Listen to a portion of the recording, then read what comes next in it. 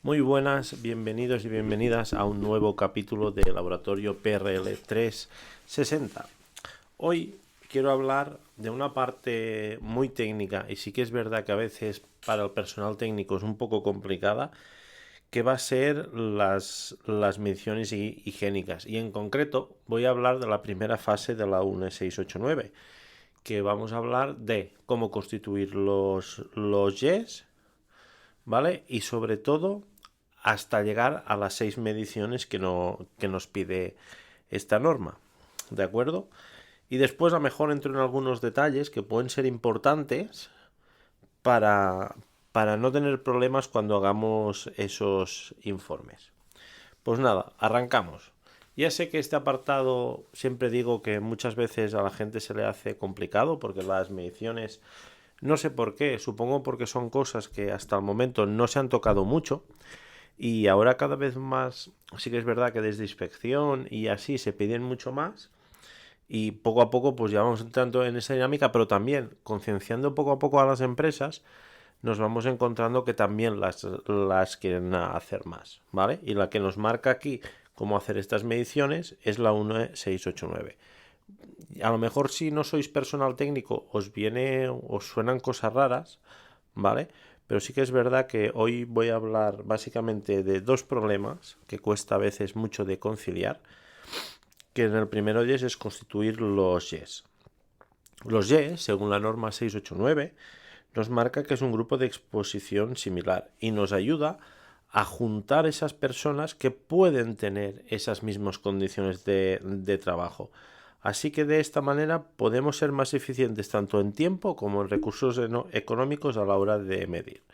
Las características que tienen que tener las personas para juntarlas en un YES es el tipo de trabajo, inventario de tareas, perfil de exposición de cada tarea, condiciones de trabajo y gestión del riesgo, duración y localización de la exposición y experiencia de la plantilla. Sí que es verdad que este último punto es difícil porque muchas veces nos podemos encontrar que dentro de la misma categoría o dentro de las mismas personas hay diferentes que tienen diferente experiencia, pero sí que es verdad que en este punto, por experiencia y por lo que he visto, se logra más juntar a todas las personas y no es un punto que nos haga de ser variables, de abrir otro yes, ¿vale? Porque sí que es verdad que si hacemos las mediciones, al final, cuando llegamos a las 6 mediciones, va a ser la validación del YES a través de algoritmos matemáticos y veremos, porque hemos pasado por 6 mediciones, habremos pasado por diferentes trabajadores y al final veríamos si alguno de esos trabajadores, hablando de una empresa pequeña, ¿vale? Nos está fuera o dentro del rango del YES, ¿vale? Pero sí que es verdad que lo de la experiencia de la plantilla puede ser un punto difícil. Yo entiendo que se pone porque muchas veces no tiene la misma práctica o la gente que empieza o la gente que lleva años haciéndolo, pero yo creo que es un punto complicado, ¿vale? De esta manera porque, ya os digo, mucha gente y mucho personal técnico tendimos a juntar y después ya lo validaremos. Pero sí que es verdad que es uno de los puntos que con compañeros he estado hablando y muchas veces hemos estado debatiendo y es el de la experiencia de la plantilla, ya que la norma nos viene a decir que el YES no sirve para eh, economizar los recursos y ser más eficiente, ¿vale? Aquí nos podría hacer constituir muchos YES, ¿vale? Por eso que es uno de los puntos más problemáticos. Los otros, el tipo de trabajo, inventario de tareas, perfil de exposición, condiciones de trabajo, duración y localización de la exposición, sí que es verdad que estas las tenemos mucho más claras, ¿vale? Y si al final solo tenemos un trabajador que está expuesto a eso, pues será un Y solo. Pero nos podemos encontrar que podemos trabajar en una empresa que tengamos esas funciones se hagan en diferentes localizaciones, por ejemplo Barcelona, Madrid, País Vasco, ¿vale? Pero claro, si se dan las mismas condiciones de trabajo, utilizan la misma maquinaria, todo, utilizan los mismos productos, todo, sí que es verdad que los podríamos poner dentro de un mismo GES, pero después sería muy interesante de tomar mediciones tanto en Madrid, en Barcelona, no solo hacerlas en un centro de trabajo, sino repartirlas por esos centros, porque claro, cuando hagamos el análisis estadístico veremos si todo esto está dentro del mismo GES por la línea o está fuera. Y después vendría a ser, cuando vemos que hay puntos fuera, iremos a analizar de dónde son esos puntos y a lo mejor tendremos que empezar allí un nuevo enfoque de la 1689 y empezar unos nuevos estudios, porque por diferentes condiciones sí que es verdad que no se reúnen, ¿vale?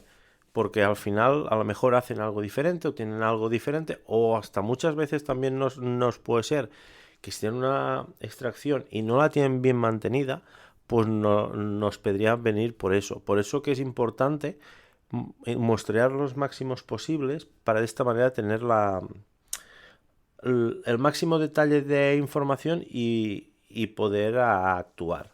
Sí que es verdad que la 1689 nos marca que tenemos que abordar 3 mediciones iniciales y a partir de aquí nos da diferentes escenarios, ¿de acuerdo? Pero muchas veces el que tenemos súper claro siempre es, pues nos da esto.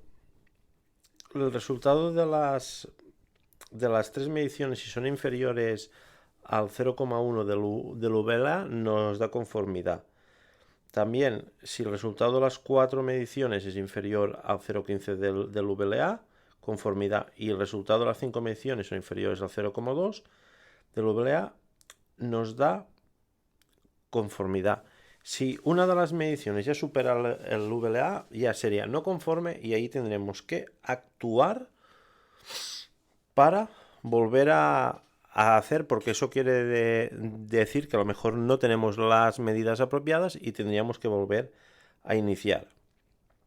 Y además, si por ejemplo de las 3 mediciones superaran el 0,1%, tendríamos que ir a las 4, si superan el 0,5 tenemos que ir a las 5 mediciones, ¿vale? Yo creo que hasta aquí nos queda súper claro, pero sí que es verdad que para hacer las pruebas estadísticas tenemos que llegar a las 6 mediciones. Y si nos leemos la 1689, ahí entramos en un punto de que no nos marca en qué tiempo tenemos que realizar. Nos dice que tenemos que realizar las 6 mediciones para hacer el test estadístico y después ir a los diferentes escenarios que nos propone esa misma norma, ¿vale? Que depende de los resultados que da. Si nos da, después de hacer las 6 mediciones, si nos da por debajo del 0,1 del VLA, son 3 años. Entre el 0,1 y el 0,25 son 24 meses, 0,25 y el 0,5 del VLA son 18 meses, y si está un poco por encima del 0,5 son los 12 meses al año, ¿vale? Pero claro, aquí nos queda una confusión de cómo llegamos a las 6 mediciones. Después de revisarme la norma, sí que es verdad que la norma no dice en cuánto tiempo tienes que llegar, porque muchas veces sí que es verdad que en compañeros he visto que si llegara a las 6 mediciones ya aplican el test estadístico, ¿vale? Pero leyendo la norma, y por eso es una de las veces que quiero hacer este post, es que viendo esto, creo que lo deja abierto por el tema, sobre todo, las mediciones son costosas, pero sí que es verdad que sería, desde un punto de vista prevencionista, si hacemos 3 y nos da esa conformidad 4 o 5, ¿vale? Para que nos dé esa conformidad lo antes posible o el año siguiente, porque, a ver, si hablamos de empresas grandes, creo que muchas se pueden permitir llegar a 6 mediciones, pero claro, cuando hablamos de empresas pequeñas, de pymes y gente pues que tiene un trabajador, o pueden ser talleres de coche, tienen 1 o 2 trabajadores, las mediciones son costosas y sí que es verdad que pueden llegar a desequilibrarle su economía. Por eso yo creo que al dejarlo abierto sí que es verdad que inspección muchas veces, cuando ve la primera conformidad ya, se queda más tranquila, pero yo creo que se tendría que profundizar un poco más, aunque sea el año siguiente, y terminar de hacer las mediciones que falta hasta las 6 y de esta manera poder llegar a ese test estadístico que nos da la tranquilidad de, depende de lo que nos salga en las mediciones, ir repitiéndolas durante esa carencia que nos marca ya la norma que va de los 3 años a un año. Y de esta manera eso nos da tranquilidad. Sí que es verdad que puede ser una inversión inicial primero de hacer esas 6, pero después ya nos da esa ventaja de poder llegar a los 3 años si tenemos por 0,1 del VLA. Por eso, uno de esos lugares oscuros que se queda allí, la norma no lo ha marcado y creo que lo han dejado así, para no quebrar, supongo más, a las empresas pequeñas, para no decirle cuándo tienen que hacer ya las mediciones, esas 6, porque el test preliminar sí que es verdad que son 6 mediciones y es más caro, pero yo creo que como personal técnico sería bueno poco a poco ir educando a la gente e intentar llegar, si un año haces unas, pues si las haces a primero de año y a finales planteárselo, o si las haces a mediados el año que viene ya cuando empiezas, comentárselo, porque después ya le explicas, depende de la carencia que salga, porque tú ya irás viendo ya los valores, y de manera también tener esa tranquilidad para los clientes que los productos que utilizan y las condiciones de trabajo que utilizan están en rango como dice esa norma. Porque si saliera algún día algo, alguna enfermedad o algo que se pudiera relacionar con el trabajo, con las condiciones de trabajo, tener esa salvaguarda y decirle, mira, ha podido salir eso, pero es que nosotros trabajamos según que dice la norma, a lo mejor tenemos que revisar otros parámetros como bajar el VLA o mirar otras situaciones, pero al menos tener ese amparo y esa tranquilidad de que cada día los trabajadores están trabajando en las condiciones seguras que marca la normativa. Así que es verdad que podemos entrar a discutir un montón sobre los límites del VLA, porque hay mucha gente que piensa que el límite tendría que ser el más bajo posible o hasta 0.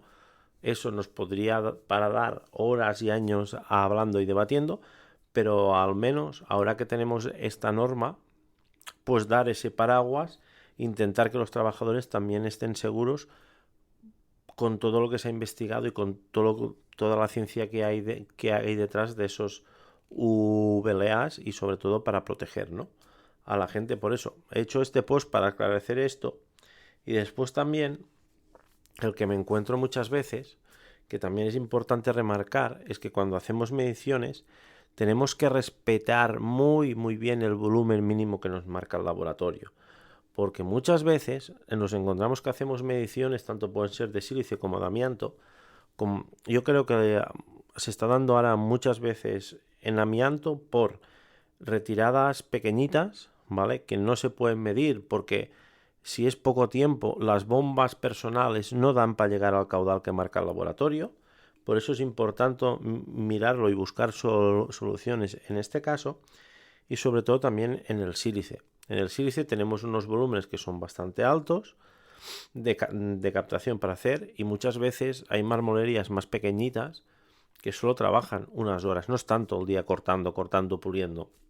A lo mejor se dedican media jornada o menos a pulir y a cortar, y después se dedican a montarlas. Por eso, cuando hagamos esto, es súper interesante mirarnos el volumen que nos pide el laboratorio antes de pedir equipos ni de pedir nada, ¿vale? Mirar cuántas horas y a partir de allí mirar qué material disponemos o podemos disponer para llegar a poder cumplir ese caudal, manteniendo las condiciones de trabajo sin alterarlas para las mediciones, ¿vale? Por eso os lo digo, porque muchas veces pasa, tanto en amianto como